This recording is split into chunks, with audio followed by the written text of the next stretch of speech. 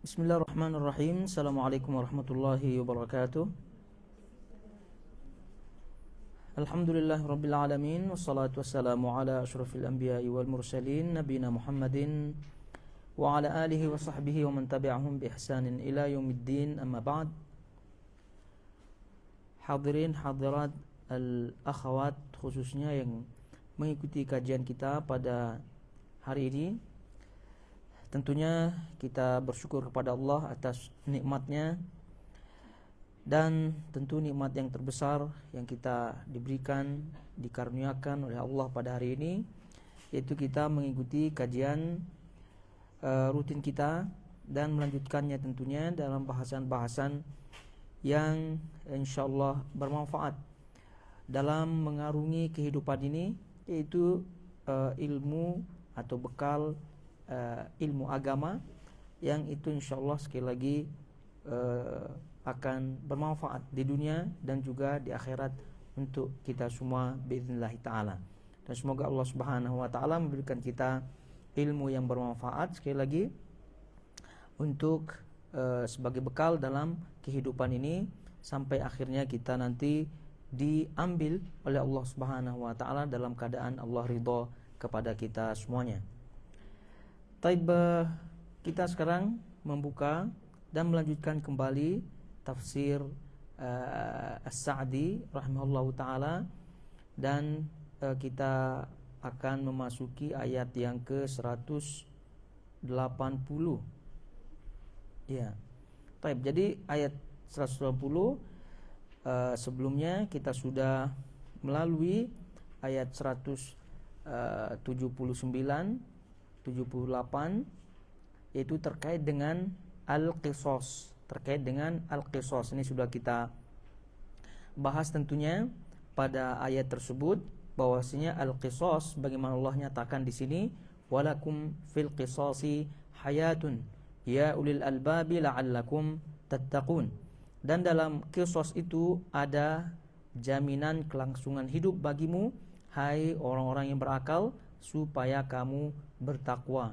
Dan ini sudah jelas sebagaimana penjelasan yang telah diberikan pada pertemuan di ayat tersebut, yaitu ayat 179, kemudian sebelumnya ayat 178. Jadi sekali lagi, qisas ini adalah syariat Allah Subhanahu wa taala yang Allah tentukan, dan itu sangat-sangat berfaedah tentunya dalam kehidupan manusia itu sendiri. Oleh itu, kalau Allah Subhanahu wa taala nyatakan seperti ini, maka kita tentu tidak akan menoleh lagi dengan pendapat-pendapat yang sekira bertentangan dengan pernyataan wahyu yang diwahyukan oleh Allah Subhanahu wa taala dalam Al-Qur'an ini, dengan berbagai alasan tentunya. Jadi oleh itu kita tetap yakini bahwasanya inilah yang terbaik, inilah al-haq. Adapun dalam praktiknya, dalam pengamalannya, apabila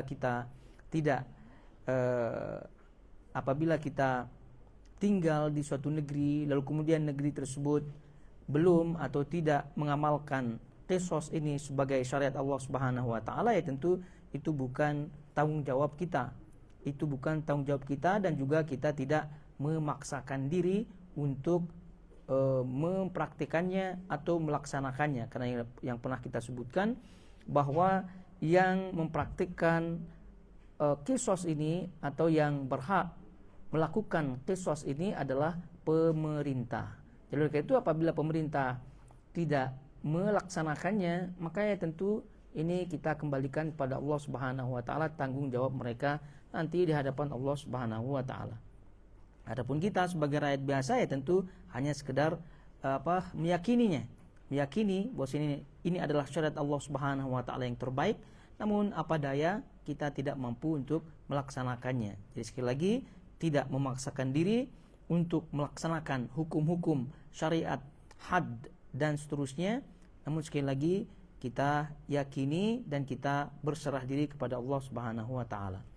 Taib, selanjutnya ayat 180 ya.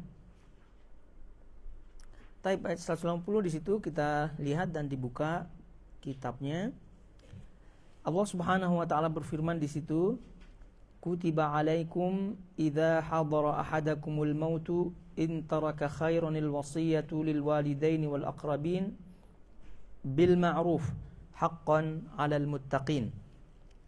Diwajibkan atas kamu apabila seorang di antara kamu kedatangan tanda-tanda maut, jika ia meninggalkan harta yang banyak, berwasiat untuk ibu bapa dan karib kerabatnya secara ma'ruf.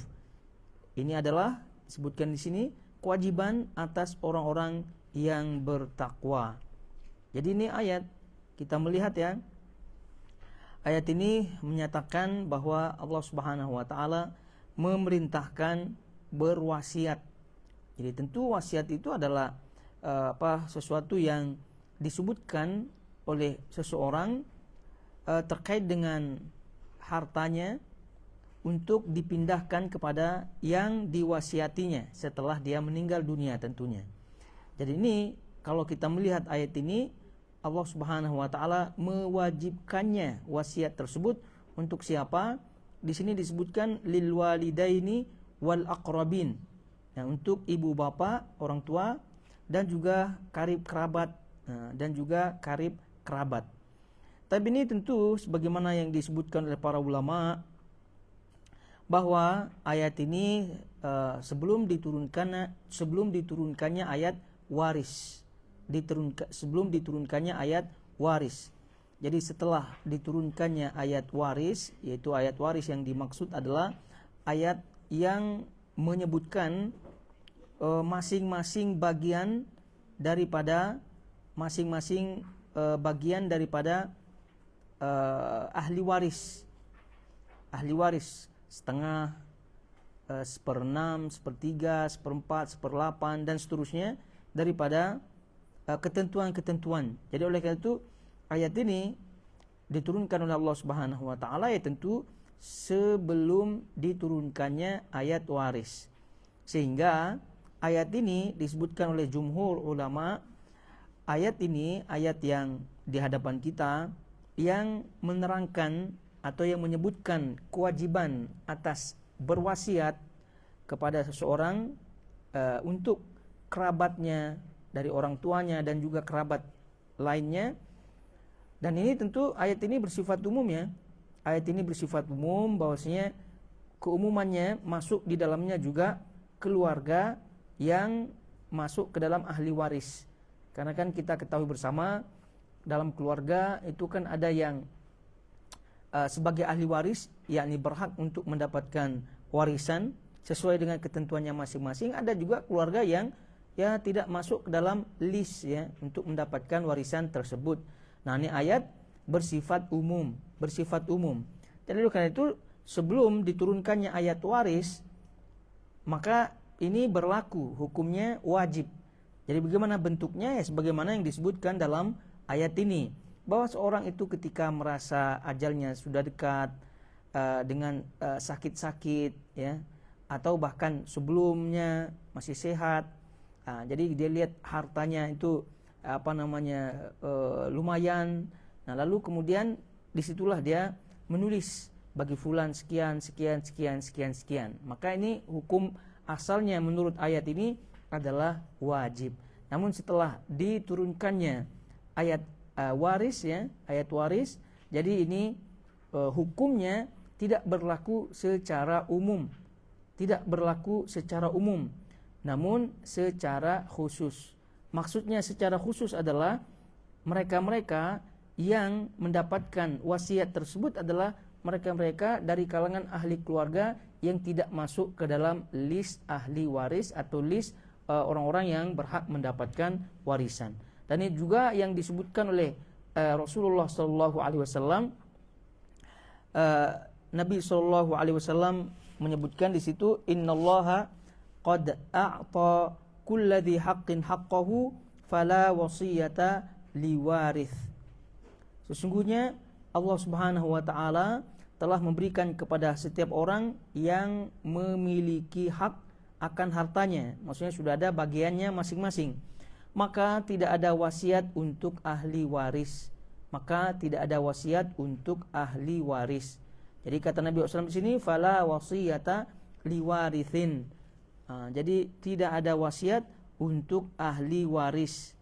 Jadi mereka-mereka yang masuk ke dalam list ahli waris yang mendapatkan bagian warisan, jadi dikeluarkan daripada ayat ini, Jadi ini keterangan dari sisi hukum daripada ayat ini. Karena jangan sampai disalahfahami nanti bahwasanya ayat ini secara zahirnya itu masih berlaku wasiat untuk ahli waris, dan bahkan itu wajib hukumnya. Dan ini sekali lagi tadi kita terangkan bahwa jumhur ulama menyatakan bahwasanya dengan diturunkannya ayat waris, tadi kita sebutkan ayat waris itu adalah ayat-ayat yang menyebutkan bagian masing-masing, anak perempuan, kemudian ayah, ibu, suami, istri. Itu kan sudah jelas di dalam ayat waris. Dan ayat waris ini atau terkait dengan warisan, tentu ini adalah hukum yang paling detail yang disebutkan di dalam Al-Quranul Karim. Karena kalau kita melihat dari sisi hukum-hukum syariat, maka kalau kita mendapati hukum warisan, ini adalah hukum yang paling detail sekali. Ya, kalau misal sholat itu disebutkan kewajibannya saja, tapi berapa rakaatnya, rinciannya, zuhur berapa, kemudian bagaimana rukunya, sujudnya, dan seterusnya, waktu-waktunya, rakaatnya tadi kita sebutkan, itu tidak disebutkan dalam Al-Quran secara rinci demikian. Begitu juga dengan zakat, disebutkan wajibnya zakat, namun ketentuannya dan seterusnya, detailnya itu disebutkan di dalam hadis Nabi SAW. Tapi kalau berkaitan dengan warisan, ini detail sekali ya, detail sekali. Jadi itu ayat-ayat tentang warisan, bagian-bagiannya itu kan sudah jelas sekali. Kapan dia mendapatkan 1/2, kapan dia mendapatkan 1/3, 1/6, 1/4, 1/8 dan seterusnya. Itu menunjukkan bahwasanya hukum warisan ini sangat-sangat rinci. Nah, kembali kepada ayat ini, bahwa dengan diturunkannya ayat warisan, jadi ayat 180 daripada Al-Baqarah ini, itu hukumnya ditaksis, hukumnya itu dikhususkan. Jadi kalau tidak, tadi kan secara umum ya, bahwasanya wasiat untuk kerabat secara umum itu berlaku dan itu hukumnya wajib. Nah, dengan diturunkannya ayat warisan, maka secara hukum secara umum itu dikhususkan. Atau bahkan para ulama ada menyebutkan dimansuh hukumnya. Maknanya bahwa wasiat itu hanya berlaku kepada non ahli waris, keluarga dari non ahli waris. Dan tadi kita sebutkan juga, Nabi SAW menyebutkan la wasiyata li warith. Jadi tidak ada bagian wasiat untuk ahli waris. Ini sampai di sini kira-kira paham ya alurnya ayat ini. Lalu kemudian selanjutnya adalah tadi kita sebutkan di awal, wasiat itu adalah perpindahan harta melalui wasiat ya. Ya, baik itu harta yang bersifat barang atau hutang ya. Bisa jadi piutang ya, ada orang yang berhutang kepadanya, lalu kemudian dia berwasiat bahwasanya untuk kamu ini bagian kamu sekian-sekian, tapi masih dalam bentuk hutang. Jadi nanti kalau sudah diwasiatkan ya tentu dia akan mengambilnya. Atau juga manfaat, jadi tidak berbentuk barang tapi juga manfaat. Jadi manfaat itu ya maksudnya kegunaan, tidak bentuk barang, itu juga masuk ke dalam wasiat. Jadi wasiat itu secara ringkasnya adalah perpindahan atau penyerahan barang ya, ataupun hutang atau manfaat kepada orang lain. Ya tentu setelah orang yang berwasiat itu meninggal dunia. Karena ukuran daripada perpindahan harta tersebut terkait dengan wasiat ya tentu adalah setelah orang yang berwasiat itu meninggal dunia. Itu dia. Kemudian ya kita fahami bahwasanya wasiat ini disebutkan oleh Rasulullah SAW sebagai suatu yang sangat-sangat ditekankan, dan bahkan para sahabat dahulu setelah mendengar penekanan atau anjuran daripada Nabi Shallallahu Alaihi Wasallam tentang anjuran untuk wasiat. Jadi mereka tidak pernah meninggalkan wasiat itu, atau tidak pernah mereka meninggalkan kertas-kertas yang mereka tulis sebelum mereka tidur sebagai wasiatnya. Ya, termasuk Ibnu Umar radhiyallahu taala anhu. Nabi SAW bersabda, "Ma haqqu mri'in muslim lahu syai'un yusi fihi yabitu lailatain illa wasiyatuhu maktubatun indahu." Jadi seorang muslim tidaklah layak, maksudnya sepatutnya seorang muslim yang memiliki sesuatu yang harus ia wasiatkan, kemudian ia tidur 2 malam, atau dalam riwayat disebut 3 malam, kecuali jika wasiat itu tertulis di sampingnya. Maksudnya apa di sini? Nabi SAW menyebutkan dalam hadis sahih ini bahwa Nabi SAW menegaskan bahwasanya tidak sepatutnya bagi seorang yang memiliki harta, apalagi terkait dengan orang lain, memiliki hutang dan seterusnya, kemudian dia tidak tulis wasiat tersebut, ya, tidak tulis wasiat tersebut selama 2 malam atau 3 malam. Nah, ini menunjukkan bahwasanya penegasan daripada Nabi Shallallahu Alaihi Wasallam bahwasanya wasiat itu mustahab, sangat-sangat dianjurkan, sangat-sangat disunahkan untuk ditulis, ya, baik laki-laki maupun wanita, Dan wasiat itu sendiri dibagi menjadi 2, ada wasiat yang wajib, ada wasiat yang sunnah atau mustahab, ya, yang dianjurkan. Yang wajib itu adalah terkait dengan tadi hak-hak orang lain dari kita, hak-hak orang lain daripada kita, atau hak kita kepada orang lain. Kita memiliki hutang misalnya, atau orang lain memiliki hutang kepada kita, nah, itu kan terkait dengan kewajiban baik dari kita atau dari orang lain, maka ini hukumnya wajib. Maka hukumnya wajib, atau janji-janji lah dan seterusnya, maka ini hukumnya wajib. Jadi oleh karena itu silahkan mengamalkan hadis ini. Nah, jadi hendaknya ditulis, ya tidak masalah ditulis, misalnya di kertas lah, atau di di mana yang mudah kira-kira untuk dibaca oleh ahli keluarga. Karena yang namanya ajal kita tidak ada yang mengetahuinya. Jadi dengan adanya tulisan tersebut, jadi ya tentu permasalahan-permasalahan yang sekira muncul akibat ketidakjelasan daripada arah harta dan seterusnya, maka itu insyaallah tidak akan terjadi. Karena banyak diantara permasalahan-permasalahan yang muncul setelah seorang itu meninggal, lalu kemudian datang orang menagih, atau misalnya dia memiliki hak lalu kemudian bahkan tidak ditagih, atau ya intinya permasalahan-permasalahan yang tidak jelas akibat ketidakjelasan daripada yang sudah meninggal ini. Jadi kalau sudah ada tulisan, sudah jelas bahwa hutangnya sekian, kemudian juga ada terkait dengan apalah gitu yang lain, jadi itu hukumnya wajib. Adapun yang mustahab atau yang sunnah, yang kedua, ya tadi setelah wajib yang mustahab, ya tentu ini masuk ke dalamnya adalah infak di luar kewajiban tadi. Maka para ulama yang memandang bahwa wasiat untuk ahli keluarga yang bukan ahli waris, yang tadi dah kita baca, ya, terkait dengan ayat tersebut, yang bukan ahli waris, ini masuk ke dalam wasiat yang mustahab.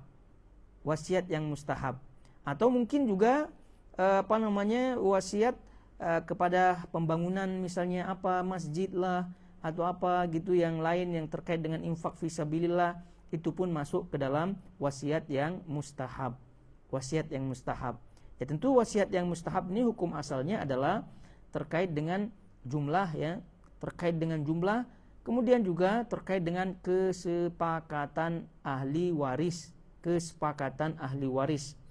Karena apabila ahli waris itu tidak menyepakati, maka sebagian para ulama menyatakan tidak sah wasiat tersebut. Dan kebalikannya, walaupun wasiat tersebut lebih daripada sepertiga, namun ahli warisnya sepakat semuanya, maka ini pun berlaku. Jadi ini terkait dengan hukum-hukum wasiat ya. Jadi hukum wasiat yang wajib yaitu tentu harus dijalankan ya, dijalankan. Sepakat atau tidak sepakatnya ahli waris itu tidak ada kaitan, karena ini adalah kewajiban bagi orang yang meninggal ini. Nah, tapi ini kita tadi berbicara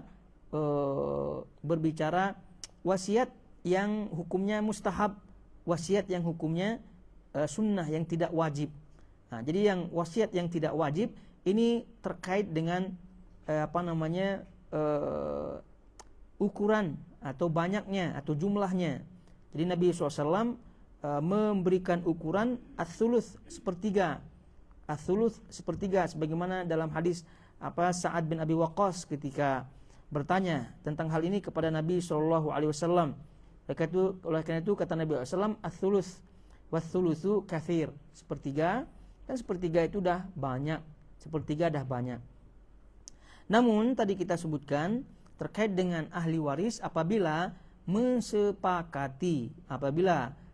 ahli waris mensepakati lebih daripada sepertiga, maka itu pun boleh. Dan ini pendapat mazhab imam yang 4 daripada kalangan mazhab fikih yang ada. Jadi mereka beralasan atau berpendapat bahwa wasiat diukur atau jumlah wasiat dibatasi dengan sepertiga, itu kan dalam rangka menjaga hak-hak ahli waris. Nah, jika ahli waris itu sudah mengetahui haknya, lalu kemudian mengikhlaskan haknya dengan memberikan izin lebih daripada sepertiga daripada wasiat, maka ini pun tak masalah. Jadi sekali lagi ini harus difahami ya. Nah, jadi dari segi ukurannya itu tidak boleh lebih daripada sepertiga, hartanya. Tapi apabila ahli warisnya setuju semuanya, maka itu pun boleh, karena sekali lagi harta ini semuanya terkait dengan ahli waris, yang menjaga hak-hak daripada ahli waris. Nah, kemudian kalau kita balik kepada ayat ya, kita lihat ayatnya, diwajibkan atas kamu apabila seorang di antara kamu kedatangan tanda-tanda maut, ya, jadi mau meninggal dunia, atau bahkan tadi kita sebutkan ya, semasa masih sehat.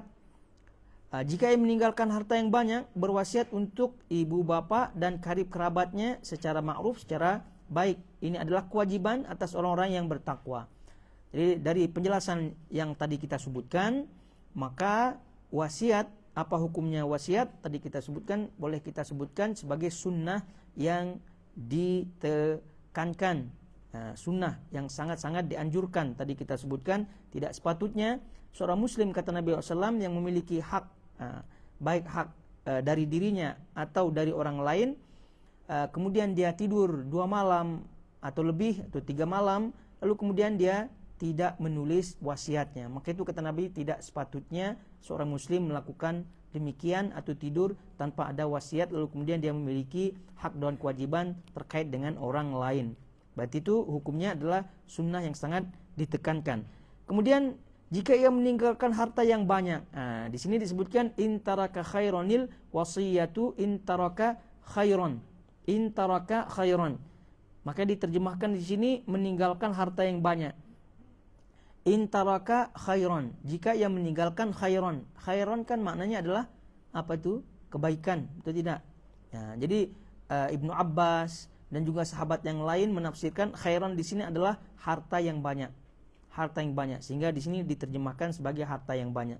Namun ukuran harta yang banyak ini bagaimana? Tidak disebutkan ya. Ukurannya apakah sepertiga lah, jadi kata para ulama, ukuran banyaknya harta itu adalah melebihi sepertiga daripada harta warisannya. Jadi kalau udah lebih, baru masuk ke dalam ayat ini. Itu kalau udah demikian, hartanya banyak atau harta yang lebih, itu wajib hukumnya berwasiat untuk ibu bapak dan karib kerabatnya.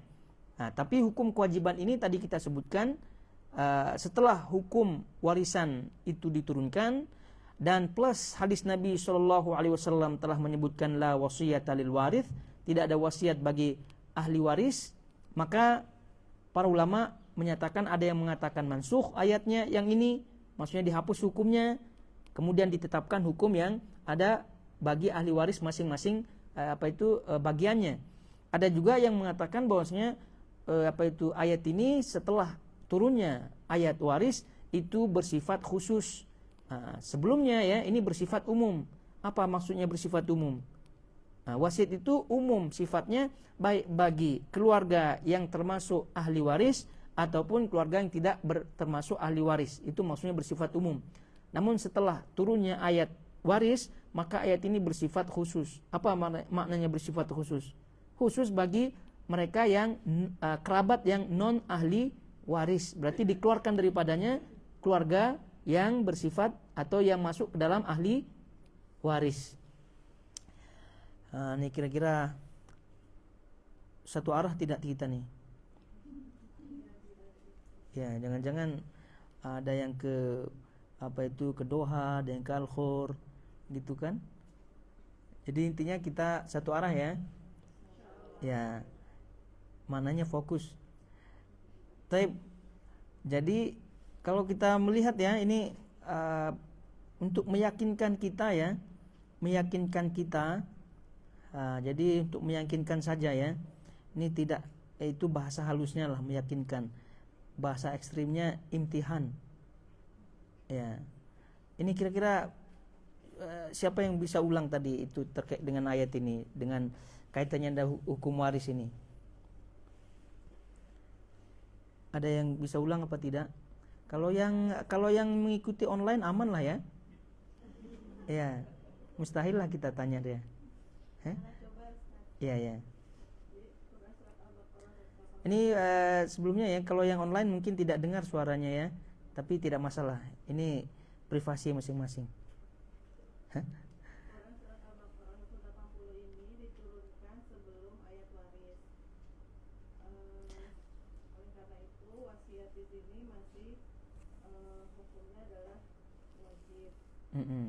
Wasiat kepada siapa? Wasiat kepada kerabat. Ya. Keluarga kerabat. Terus wasiat ini dibagi menjadi dua, ada yang wajib dan ada yang mustahab atau sunnah. Sebelumnya ayat ini tadi disebutkan sebelum diturunkan sebelum ayat waris. Ini menyebutkan kewajiban untuk berwasiat. Jadi supaya kita satu arah ya. Jadi setelah diturunkan ayat waris, ini status ayat ini gimana? Secara khusus. Jadi, ya kok ada secara khusus, berarti ada secara umum, maksudnya apa? untuk secara umum sebelum turun ayat waris, wasiat itu diperuntukkan untuk kerabat, termasuk ahli waris. Tapi setelah ada, berarti kerabat secara umum ya. Ya, baik itu yang ahli waris dan terusnya. Setelah turun ayat waris, maka wasiat diperuntukkan untuk hanya yang tidak ada atau tidak terdapat dalam ahli waris. Maka itu yang kita maksudkan sebagai khusus. Ya, terus ya tadi mau menyampaikan wasiat itu ada dua. Wasiat itu ada dua, ada yang wajib, termasuk di dalamnya hak-hak orang lain dari kita, atau sebaliknya hak kita terhadap orang lain, termasuk janji-janji. Maka hendaknya ditulis supaya bisa dibaca oleh ahli keluarga.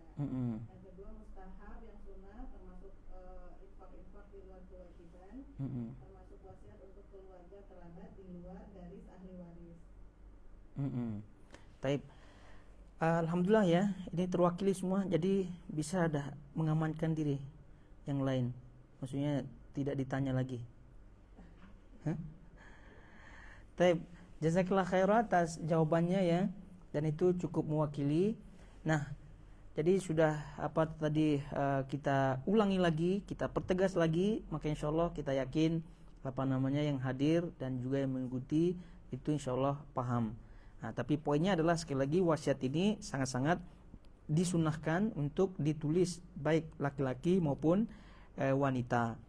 Nah, balik lagi kepada wasiat kan ini kita sepakat bahwasanya wasiat kepada non ahli waris dari kerabat yang ada itu kan hukumnya di sini setelah diturunkannya ayat waris. Nah, jadi merekalah yang dimaksudkan oleh ayat ini. Nah, oleh karena itu para ulama berbeda pandangannya terkait dengan hukumnya.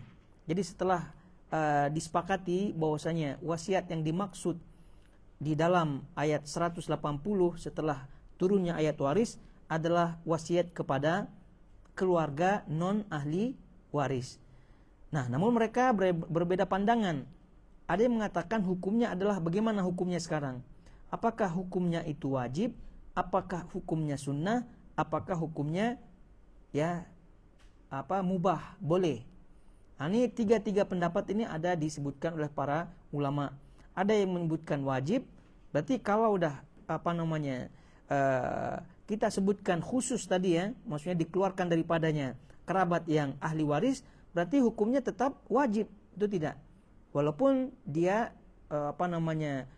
non waris, tapi dia keluarga, maka hukumnya wajib. Ini sebagian para ulama ada yang menyebutkannya demikian. Ya, di antaranya adalah ulama Zahiriyah itu menyebutkan bahwasanya tetap memandang ini hukumnya wajib. Ya, wajib bagi non ahli waris. Ada yang memandang mustahab. Ada yang memandang mustahab. Ya, seperti tadi yang kita sebutkan daripada para ulama, di antaranya Syekh Utsaimin rahimahullahu taala, dan juga yang lainnya memandang itu mustahab. Syekh bin Baz rahimahullahu taala juga mengambil pendapat memandang pendapat sunnah untuk wasiat kepada ahli keluarga yang non waris. Begitu juga dengan pendapat ada yang tadi kita sebutkan pendapat mubah, boleh-boleh saja. Maknanya kalau tidak pun tidak masalah. Nah, ini ada juga sebagian berpendapat demikian. Ya, jadi oleh karena itu apa yang kita pilih pendapatnya di sini adalah yang mustahab, yang mustahab. Ya, kenapa mustahab? Kenapa kita pilih yang sunnah? Pertama, soal pemberian ya, soal pemberian. Pemberian itu yang sukarela ini ya, bukan berbentuk kewajiban seperti hutang dan seterusnya. Yang sukarela dalam masa hidup seseorang pun tak wajib, itu tidak pemberian. Pemberian yang sukarela, mau infak lah apalah namanya, itu kan tidak wajib hukumnya. Nah, apabila tidak wajib hukumnya semasa hidup, maka ya tentu setelah dia mati pun tidak wajib. Nah, oleh karena itu lalu kemudian terkait dengan pemberian atau wasiat kepada keluarga yang non ahli waris. Nah, oleh karena itu kenapa kita memandang sunnah? Karena ingat tidak ayat di atas, laisal birra an tuwallu wujuhakum qibalal masyriq wal maghrib, yang pernah kita baca juga terkait dengan kebaikan. Apa yang dimaksud dengan kebaikan? Setelah Allah Subhanahu wa taala menyebutkan iman, ya. Kemudian Allah menyebutkan terkait dengan amalan mereka orang-orang yang ahli kebaikan, yaitu memberikan harta kepada dzawil qurba wal yatama wal masakin. Jadi mereka memberikan hartanya kepada ahli keluarganya. Memberikan harta kepada ahli keluarganya. Dan juga Nabi SAW menyebutkan khairukum li ahli. Sebaik-baik kalian adalah sebaik-baik kalian adalah orang yang paling baik kepada ahli keluarganya. Nah, jadi ahli keluarga oleh karena itu apabila tentu setelah melihat harta yang lebih ya kita cek cek harta lumayan ada lebihnya, maka hukumnya kita ambil pendapat yang menyatakan sunnah. Menyatakan sunnah berwasiat kepada keluarga non ahli waris, kepada non ahli waris. Taib. Ini insyaallah jelas ya. Taib, sekarang kita masuk ke bacaan tafsir daripada As-Sa'di rahimahullahu taala, dan untuk memudahkan dilihat apps-nya, terjemahnya ya. Kata beliau rahimahullahu taala di sini tafsir ayat, maksudnya Allah telah mewajibkan kepada kalian wahai orang-orang yang beriman, idza hadara ahadakum al-maut, apabila seorang di antara kamu kedatangan maut, yaitu sebab-sebabnya seperti sakit yang membawa kepada kematian, adanya sebab-sebab kematian di mana orang bersangkutan taraka khairan, meninggalkan harta, yakni harta yang banyak menurut adat, menurut kebiasaan. Jadi tadi di awal kita sebutkan taraka khairan, meninggalkan khair, suatu suatu harta namun yang lebih. Nah, ukuran lebihnya ini tidak disebutkan di dalam riwayat-riwayat. Nah, kata Syekh As-Sa'di di sini menurut beliau adalah berlebih menurut adat kebiasaan, berlebih. Nah, itu gimana menurut kebiasaan berlebih? Ya dihitung ya kebiasaan keluarganya itu berlebih apa tidak begitu. Nah, atau tadi kita sebutkan lebih daripada sepertiga daripada setelah dia kira-kira harta warisannya, oh rupanya lebih daripada sepertiga, itu masuk daripada lebih. Maka wajiblah atasnya berwasiat untuk kedua orang tuanya dan orang yang paling dekat kepadanya dengan baik sesuai dengan kondisinya, tanpa melampaui batas, dan tidak pula hanya memberikan yang terjauh dari keluarga tanpa yang dekat. Namun ia harus mengatur sesuai dengan kedekatan dan kebutuhannya. Yang namanya keluarga itu kan banyak, apalagi non ahli waris itu kan banyak. Daripada saudara-saudara yang lain, dari segi banyaklah saudara jauh, saudara dekat. Ya tentu mengutamakan atau ukuran keutamaannya dilihat dari segi kedekatan, kemudian dilihat dari segi keperluan atau hajatnya. Oleh karena itu ayat ini hadir dengan kata komparatif, perbandingan yang mana lebih utama. Dan firman-Nya haqqan 'alal muttaqin, maksudnya perbandingan agar jangan sampai berwasiat namun pilih kasih. Itu juga tidak masuk di dalamnya. Jadi hendaknya mempertimbangkan yang mana yang lebih dekat dan juga yang mana lebih berhajat. Haqqan 'alal muttaqin, kewajiban atas orang-orang yang bertakwa. Ini menunjukkan bahwa berwasiat itu wajib hukumnya, karena hak itu artinya adalah yang tetap, yang sabit, dan Allah telah menjadikannya sebagai konsekuensi dari ketakwaan. Ya, tentu tadi kita sebutkan bahwasanya berwasiat atau menulis wasiat hukumnya adalah sunnah muakkadah, ya, dan bahkan tadi kita baca juga sebagian mengatakan wajib, karena memang Nabi SAW membahasakan tidak sepatutnya atau hendaknya. Jadi bagi mereka yang tidak melakukannya, ya berarti tidak sesuai dengan arahan Nabi SAW. Jadi oleh itu kita mengambil pendapat para ulama yang mengatakan bahwasanya menulis wasiat ini adalah sunnah yang sangat ditekankan. Kemudian kata beliau, ketahuilah bahwasanya mayoritas ulama tafsir berpendapat bahwa ayat ini telah dinasakh oleh ayat-ayat tentang warisan. Sebagaimana tadi kita sebutkan, dinasakh maknanya dihapus hukumnya. Dan sebagian lagi berpendapat bahwa ayat ini tentang kedua orang tua dan kerabat yang bukan ahli waris, padahal tidak ada dalil sama sekali yang mengkhususkan seperti itu.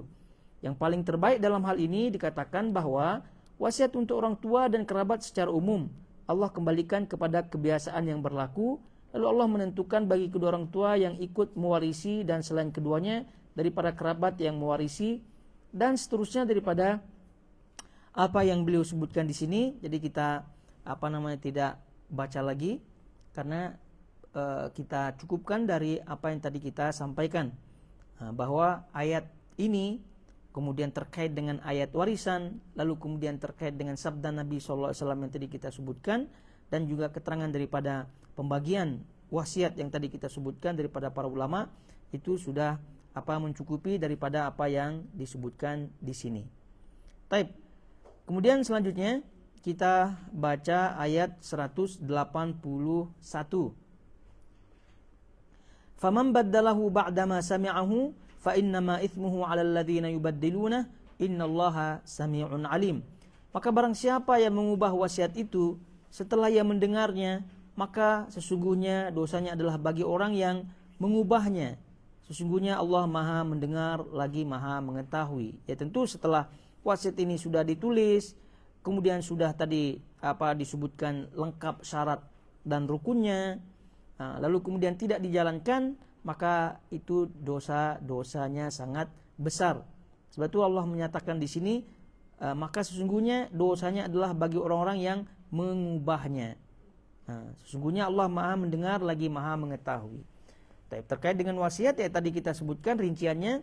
Lalu kemudian wasiat yang tidak baik ya tentu tidak boleh dijalankan, karena ini masuk ke dalam sabda Nabi sallallahu alaihi wasallam, la ta'ata li makhluqin fi ma'siyatil khaliq. Jadi tidak ada ketaatan bagi atau kepada makhluk selama dia tidak taat kepada Allah Subhanahu wa taala atau selama dalam maksiat kepadanya, kepada Allah Subhanahu wa taala. Siapapun makhluk tersebut, dan bahkan kedua orang tua sekalipun ya, kalau memerintahkan kepada hal-hal yang maksiat, maka tidak boleh ditaati. Begitu juga dengan wasiat. Jadi wasiat ini juga apabila di atas maksiat, jadi tidak boleh ditaati. Dan banyak ya kasus-kasus di mana seorang orang tua atau saudara gitu mewasiatkan sesuatu, namun apa yang diwasiatkannya itu tidak sejalan dengan syariat Allah Subhanahu wa taala. Baik, kita lihat apa yang disebut oleh Syekh As-Sa'di rahimahullahu taala di situ. Maksudnya Allah telah ini salah baca nih.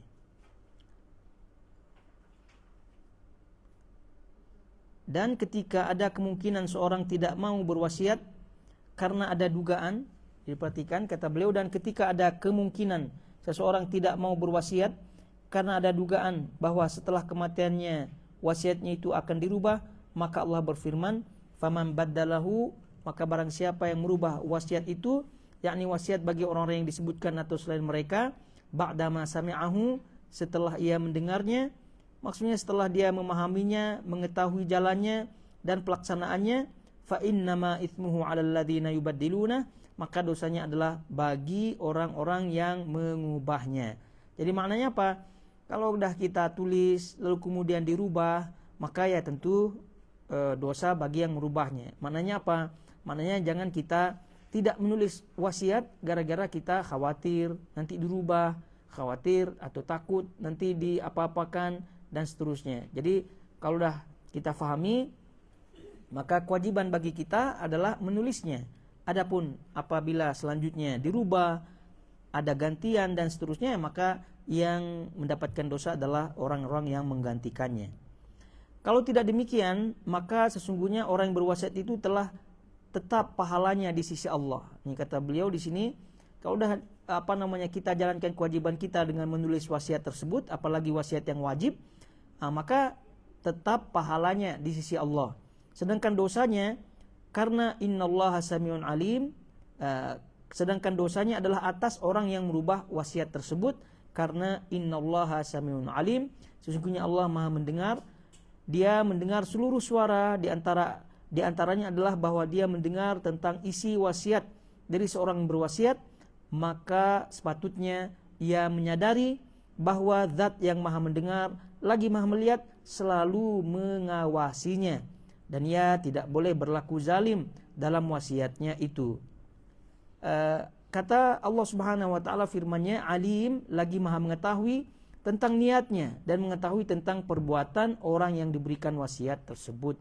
Jadi maknanya kita fahami bahwa setelah kita mendengar firman Allah dan juga hadis Nabi SAW tentang wasiat, ya selanjutnya ya sudah bismillah kita berwasiat. Adapun apa yang terjadi di belakang, maka ya tentu bukan urusan kita, dan yang paling jelas biidznillah ta'ala apabila kita lurus niatnya dalam berwasiat tersebut, maka pahalanya tetap insyaallah ta'ala. Kemudian selanjutnya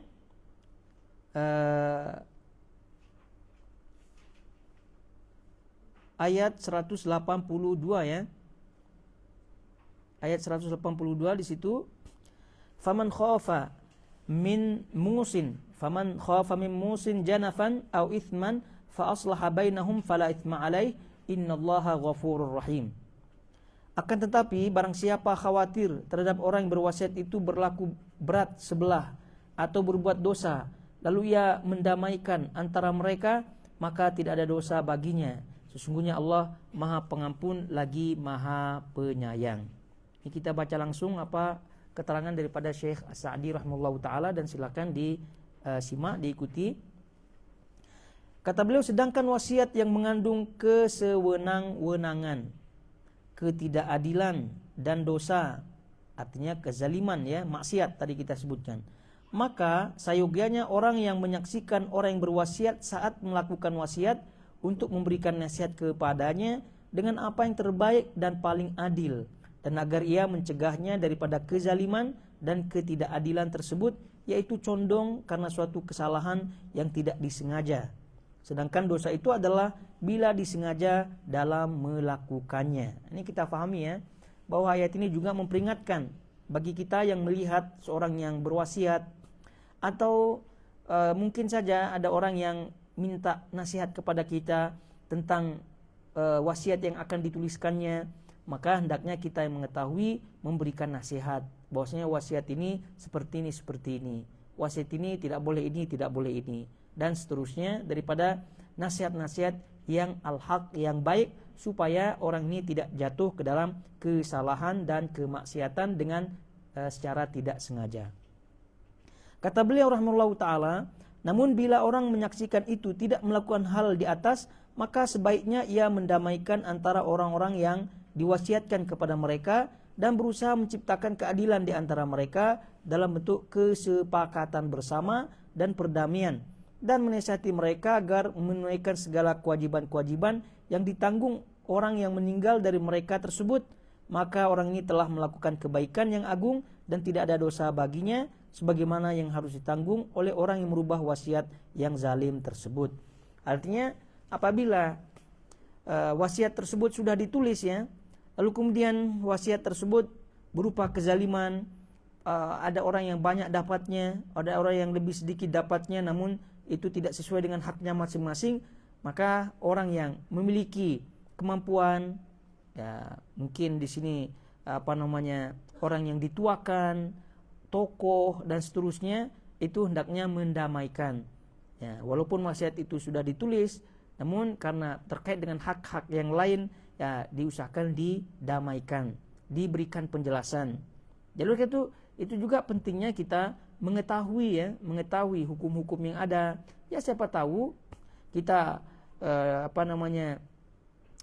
memiliki kasus-kasus ya di keluarga kecil, misalnya di keluarga kecil kita di kampung, dan kemudian kita dianggap atau didengar ucapannya atau disegani dan seterusnya, maka hendaknya kita ambil peran di situ. Ya tentu terutama kepala kampung, kepala desa dan seterusnya di tempat kita, ya ini sudah masuk ke dalam ayat ini ya, supaya mendamaikannya. Nah, jadi oleh karena itu seorang yang menjadi pemimpin, ya dari pemimpin yang paling kecil sampai pemimpin yang paling besar, ya tentu mengetahui hukum-hukum secara umum seperti ini supaya tidak terjadi kezaliman. Kemudian disebutkan innallaha ghafurur rahim. Oleh karena itu Allah Maha Ghafur, sesungguhnya Allah Maha Pengampun. Ghafur maksudnya dia mengampuni seluruh ketergelinciran, memaafkan kesalahan bagi orang yang bertaubat kepadanya, dan diantaranya adalah ampunannya terhadap orang yang menahan nafsunya lalu menggugurkan sebagian hak-haknya demi saudaranya. Karena barang siapa yang memaafkan, niscaya Allah akan memaafkannya. Ini maknanya apa? Maknanya setelah dia mengetahui bahwasanya itu bukan haknya atau untuk mendamaikan, maka tidak masalah. Jadi karena itu dalam bab harta ini ya, dalam bab harta itu hendaknya kita hati-hati. Jangan sampai kita mengambil harta orang lain. Ukurannya lebih baik kita punya harta diambil ya, daripada kita mengambil harta orang lain, karena itu urusannya berat sekali di dunia dan juga di akhirat, terlebih di akhirat. Ya kita fahami bahwasanya Allah Subhanahu wa taala nanti akan memberikan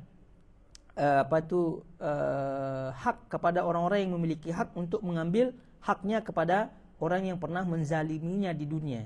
Jadi karena itu kita tentu lebih mementingkan kehidupan yang abadi daripada kehidupan yang sementara di dunia ini. Jadi karena itu untuk mengambil hak orang, ya, lalu kemudian sampai ke pengadilan dan seterusnya, itu naudzubillah min dzalik. Kemudian kata beliau, ayat-ayat ini menunjukkan tentang anjuran untuk berwasiat dan menjelaskan untuk siapa wasiat itu diperuntukkan, dan juga tentang ancaman terhadap orang yang merubah wasiat yang adil, serta anjuran untuk mendamaikan pada wasiat yang zalim. Tadi itu kesimpulannya daripada ayat yang tadi kita sebutkan, ayat 179, lalu kemudian 180, dan terakhir di sini ayat 181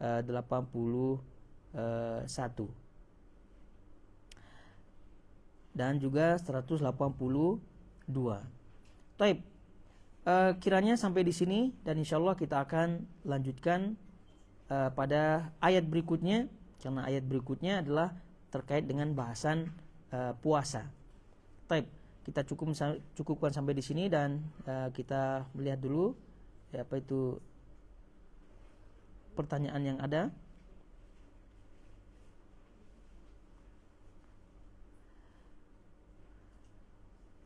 Ini Assalamualaikum Pak Ustadz, katanya. Pertanyaannya yaitu, jika ibunya Islam, apakah warisan diberikan wasiat semua anaknya kah? Ibu tersebut punya 4 anak, 2 anaknya bukan muslim dan 2 muslim. Mohon penjelasannya. Jadi kalau terkait dengan warisan, maka ahli waris, ya, yang non muslim itu tidak mendapatkan warisan daripada orang tuanya yang muslim. Jadi yang mendapatkan warisan hanya anaknya yang muslim saja.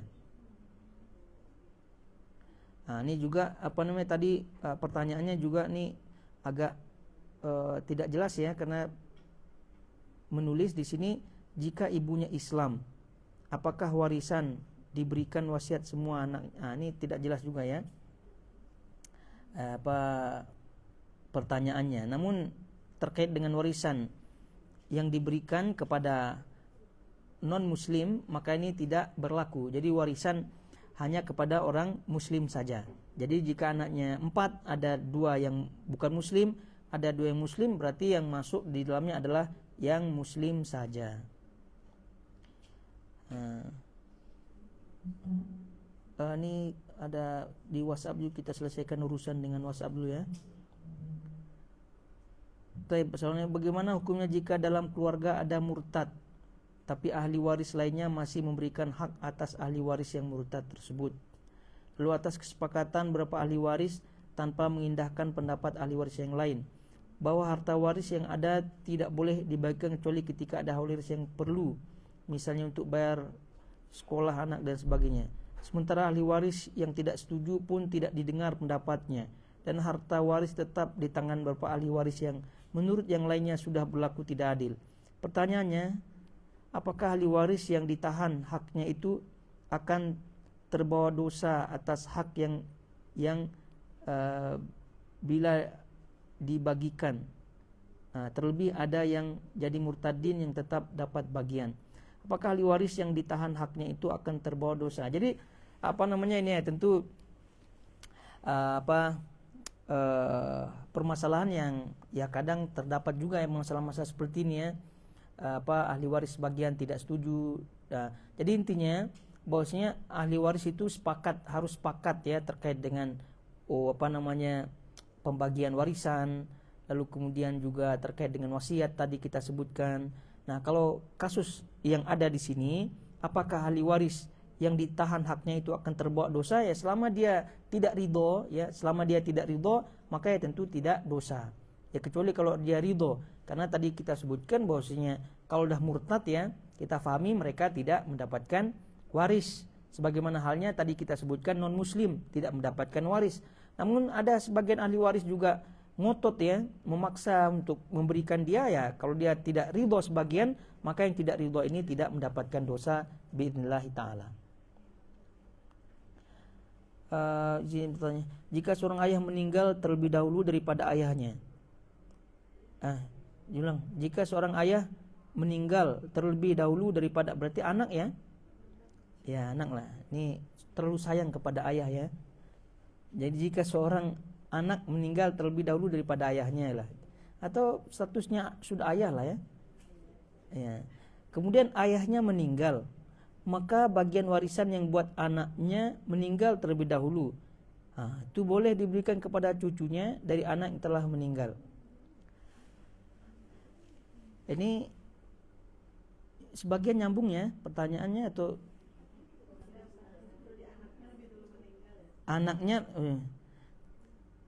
berarti, jika seorang ayah meninggal terlebih dahulu daripada ayahnya, berarti ini anaknya lah ya, anaknya yang berstatus ayah gitu kan ya. Seorang ayah maksudnya dia sudah ada anak juga gitu kan, dia sudah ada anaknya juga. Kemudian ayahnya meninggal, kakeknya meninggal, maka bagian warisan yang buat anaknya meninggal terlebih dahulu itu boleh diberikan, ya tidak dapat lah. Udah kan dia sudah meninggal dulu kan ceritanya.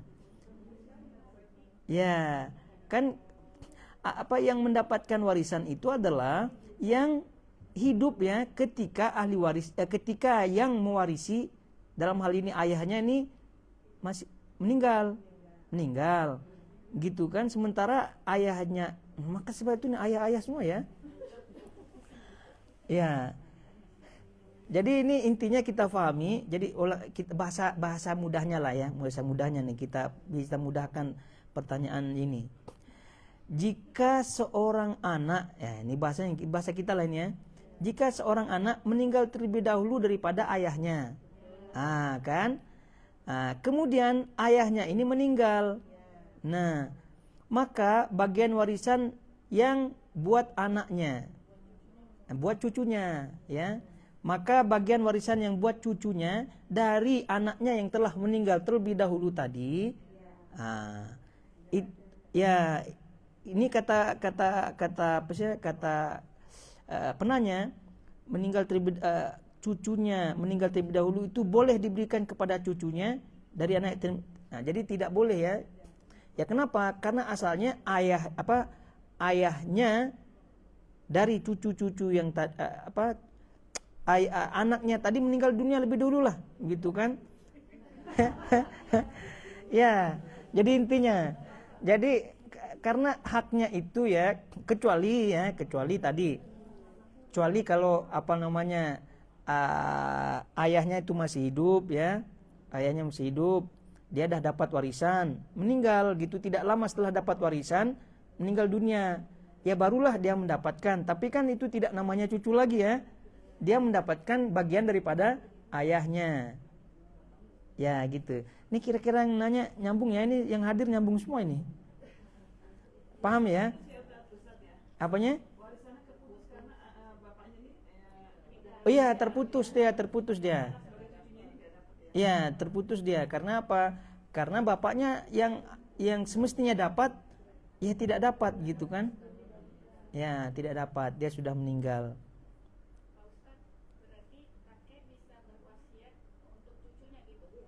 Bisa boleh. Jadi yang tadi kita berbicara wasiat kan? Ya, wasiatnya. Berarti mainnya wasiat. Jadi gitu. Jadi dilihat cucunya kasihan gitu kan? Ya udahlah, ditulis wasiat gitu. Nah, tapi untuk warisan cucunya tidak dapat. Ya, kenapa? Karena ayahnya gitu kan? Sudah meninggal terlebih dahulu sebelum pembagian warisan. Kan? Iyalah. Ya.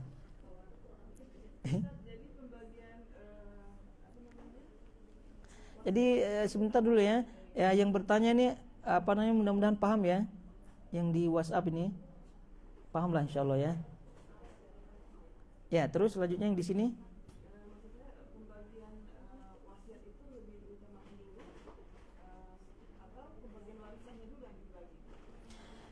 Jadi kalau terkait dengan wasiat wajib ya, maka wasiat itu didahulukan. Karena tadi kan wasiat wajib kan ada terkait dengan hutang ya. Itu wasiat wajib. Tapi kalau wasiat yang tidak wajib, maka tentu yang didahulukan adalah pembagian warisan. Paham ya? Mm-mm. Ustaz, jadi kalau anak yang cucu tadi tuh masuk dalam wasiat wajib nggak? Tidak.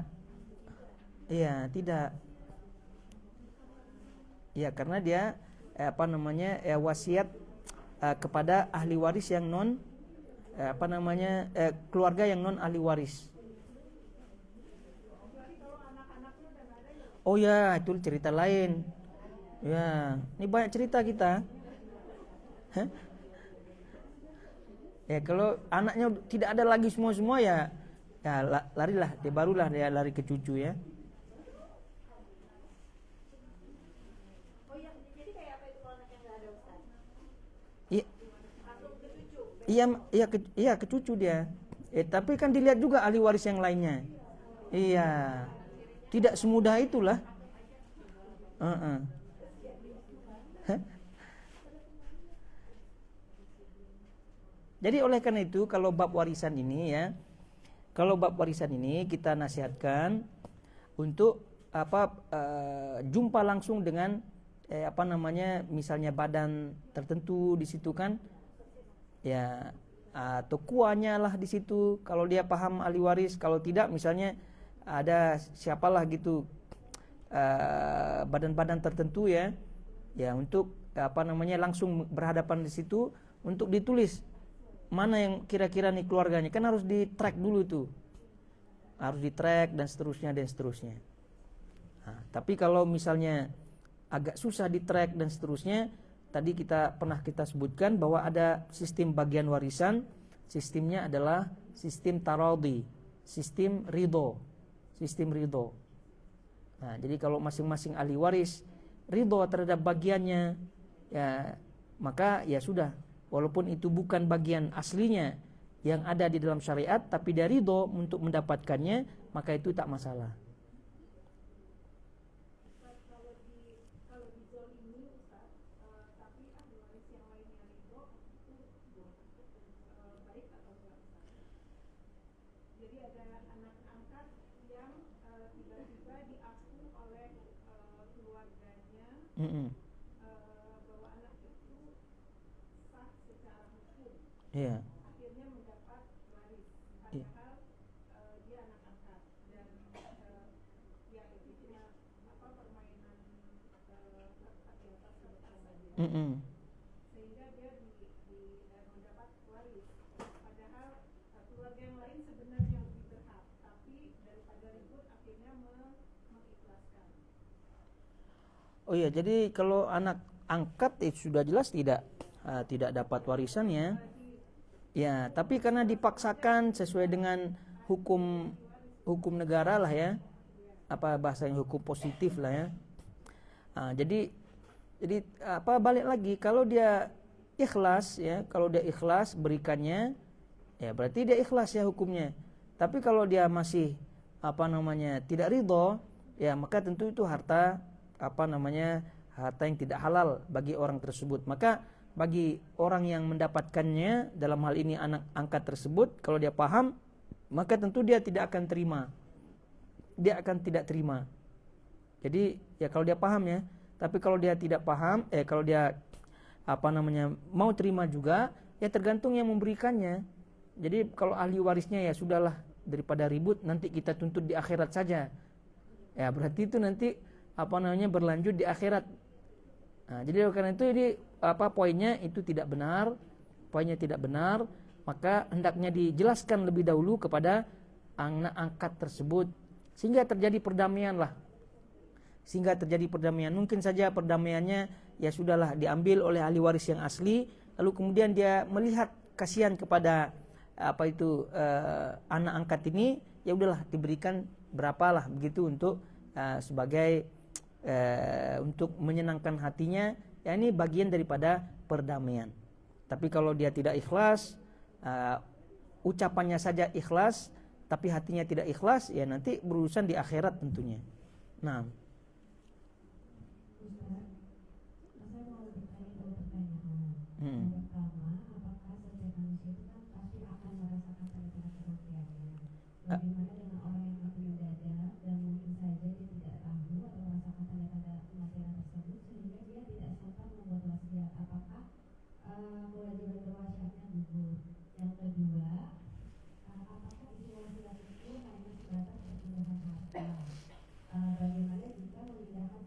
kepada orang lain, apakah bisa ditulis dalam wasiat seperti wasiat kayak utang puasa si mayit, terus sama nazarnya semasa hidupnya gitu Ustaz. Terima kasih Ustaz.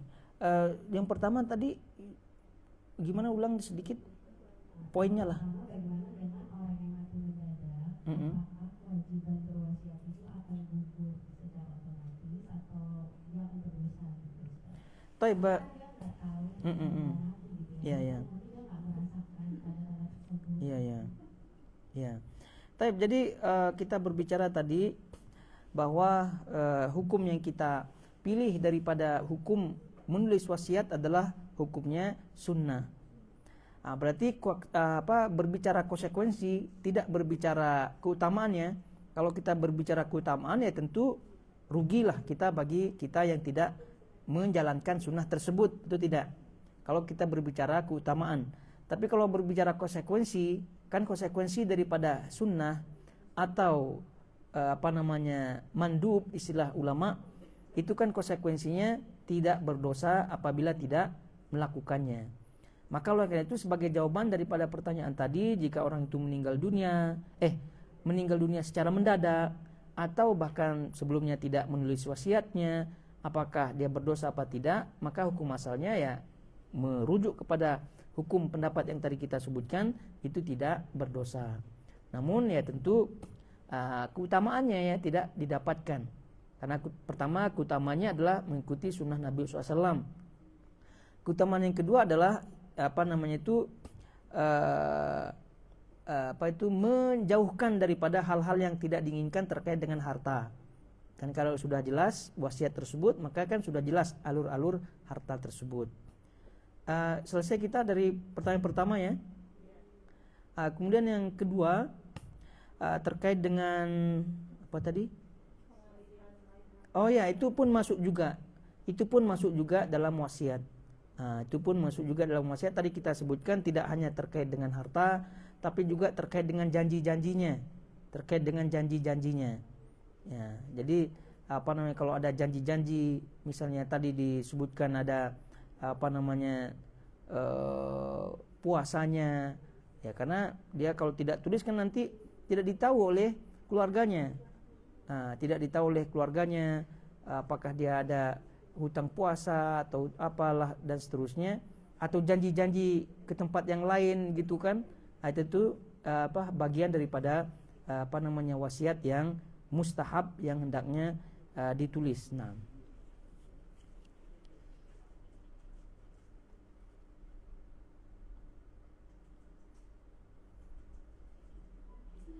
Taib. Selesai kita dari wasiat ya. Satu lagi Ustaz.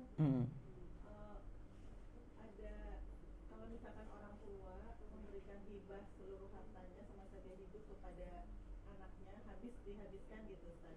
Sementara anaknya kan ada yang laki-laki, ada yang perempuan, tapi dia bagi rata. Itu gimana hukumnya Ustaz? Dibolehkan tidak? Oh, maksudnya sebelum meninggal dibagi rata gitu. Ya, dibagi rata, hibah langsung gitu. Itu boleh. Ya, boleh. Jadi kalau dia hibahkan hartanya begitu kan selama dia hidup, kemudian ya tentu diminta juga kesepakatan anak-anak tersebut sebagai bentuk daripada kesaksian ya, bentuk daripada kesaksian, maka itu boleh. Jadi kalau udah demikian berarti hak milik itu sudah pindah kepada anak-anak yang dihibahkan, betul tidak? Ya, oleh karena itu bab-bab hibah ini untuk lebih resminya ya tentu harus diiringi dengan saksi, apalagi terkait dengan tanah ya, terkait dengan bangun-bangunan dan seterusnya, ya tentu hibahnya itu diresmikan ya, dengan cara saksi, notaris dan seterusnya, tidak dengan cara lisan saja. Ya, tidak dengan cara lisan. Jadi kalau dengan cara lisan itu sangat lemah sekali dan bahkan tidak berlaku. Jadi dia bilang nanti ya udah bagian kamu ini katanya. Tapi tidak diresmikan. Maksudnya apa? Bagian kamu ini, jadi resminya bagaimana bentuknya? Resminya itu misalnya dia bagi tanah ya, dikasih tanah. Ya kalau orang itu sudah dihibahkan, misalnya anak itu jual tanahnya, boleh apa tidak? Ya seharusnya boleh kan? Tapi dengan kalau sekedar ucapan, ya kamu bagiannya ini, bagian ini, bagian ini, tiba-tiba anaknya itu mau jual atau menggadaikan, terus dimarahi. Itu kan menunjukkan maksudnya niat hibahnya itu tidak resmi dan tidak serius kan? Ya begitu. Jadi karena itu kalau menghibahkan sesuatu itu hendaknya betul-betul hibah yang betul-betul pindah kepemilikan. Oleh sebab itu diresmikan dengan ada saksi, dengan ada notaris dan seterusnya. Jadi maknanya kalau sudah pindah kepemilikan, maka pemiliknya itu memiliki hak penuh terhadap apa yang diberikannya tadi. Nah, taib, ya satu saja lah ya.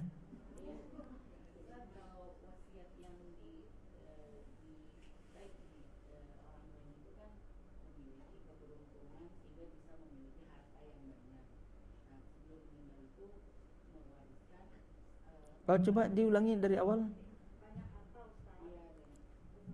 Banyak harta. Ya.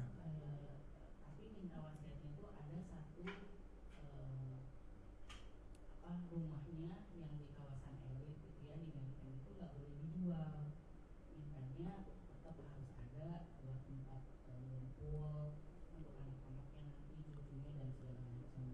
Tapi udah nggak ada ya sekarang.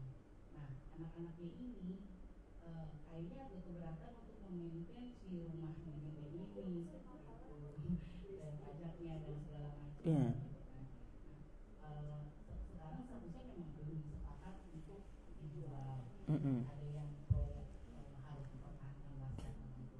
Ada yang pro kontra lah ya.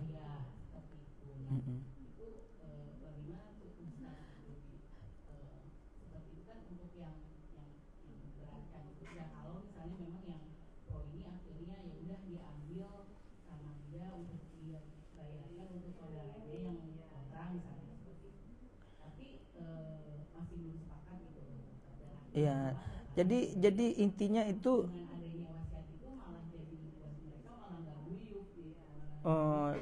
jadi ceritanya orang tuanya berwasiat bahwasanya rumah yang di wilayah ini ya tidak boleh dijual, berarti konsekuensinya tidak dibagi sebagai itu kira-kira menurut hukum asal boleh apa tidak? Tidak boleh. Iya, tidak boleh. Jadi oleh karena itu, karena tidak boleh, maka tidak boleh dijalankan wasiatnya. Tidak boleh dijalankan wasiatnya. Oleh karena itu bagaimana caranya? Ya caranya adalah tadi di ayat yang terakhir kita sebutkan kan perdamaian ya. Maksudnya apa? Dijelaskan satu-satu ke ahli warisnya gitu. Bahwasanya semua bentuk peninggalan itu hendaknya dibagi. Dibagi kepada ahli waris. Nah, lalu kemudian bagaimana membagi rumah ini gitu kan? Ya carilah solusi yang terbaik gitu ya. Ya apakah dijual gitu ataukah misal ada ahli waris yang lain untuk membeli gitu kan? Ya dengan dengan nominal harga yang dibeli itu misalnya dibagi kepada yang lain gitu.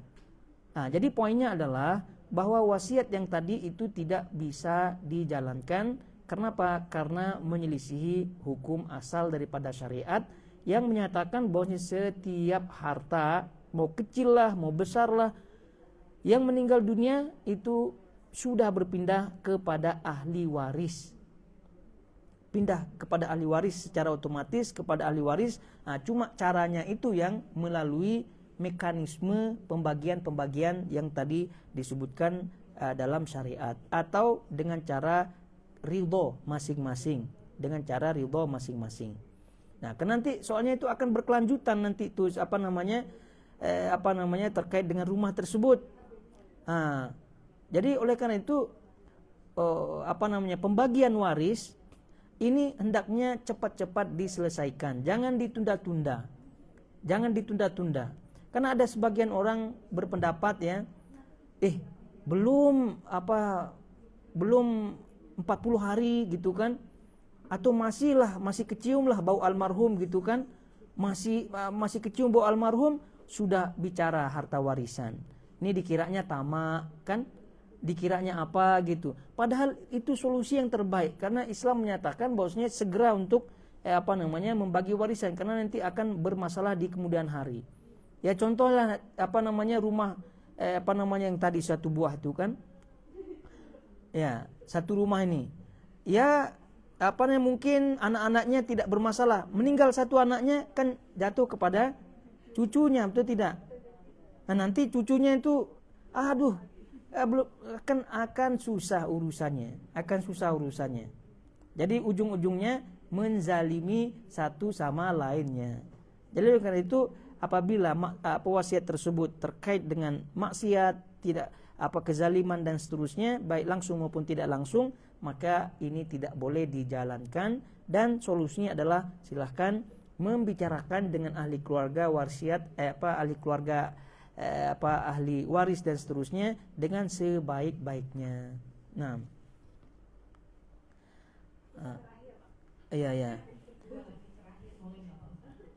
Ini apa katanya nih dalam WhatsApp nih, apa yang dimaksud dengan harta sepencarian? Apakah ya termasuk dalam hukum syar'i? Ini apa dalam bahasa kita harta gono gini ya?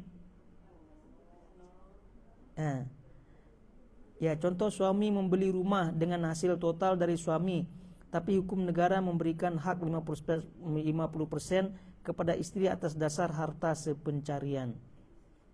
Ya, intinya kalau selama masih hidup, kemudian disepakati ini hukum, maka hukum ini berlaku. Nah, ini kita berbicara kalau sudah meninggal, lalu kemudian baru hukum-hukum ini dikemukakan, maka tentu tidak berlaku. Tapi suaminya membeli rumah, dia harga 100 dengan uangnya lah 100%. Tapi hukum negara menyatakan bahwasanya 50% itu untuk istri. Tapi kalau semasa hidupnya itu suami menyetujui, maka hukum tersebut berlaku. Nah, terakhir. Ustaz, kalau misalnya tadi kan baiknya wasiatnya ditulis, tapi kalau saat itu dia hibahkan, tapi nggak ada secara kayak ke notaris gitu, tapi dengan saksi, kalau kayak gitu gugur apa boleh, Ustaz? Gimana maksudnya? Menghibahkan Ya. kepada anak-anaknya. Tapi dengan saksi semua tahu gitu. Semua ahli warisnya tahu ada di situ, dia tapi ngomong aja, nggak langsung tertulis notaris. Nah kalau kayak gitu boleh nggak? Iya boleh. Tapi kita berbicara boleh, karena karena ada saksinya ya. Namun tentu dianjurkan untuk memperkuat hal tersebut dengan notaris. Karena karena yang namanya hati manusia kan berbolak-balik ya. Lalu kemudian ingatannya juga terbatas, ataupun pura-pura membatasi ingatan kadang-kadang. Ya, lupa ingatan malah. Jadi kalau selama ada saksinya, kemudian disaksikan dengan ahli waris yang lain, itu boleh. Cuma dianjurkan sekali lagi untuk lebih memperkuat lagi, karena namanya di kita itu kan jangankan seperti itu ya, sudah ada sertifikat saja, rupa-rupanya muncul sertifikat yang lain. Tapi untuk menutup celah pertanyaan, kita tutup saja ya. Subhanakallahumma bihamdik asyhadu an la ilaha illa anta astaghfiruka wa atubu ilaik. Assalamualaikum warahmatullahi wabarakatuh.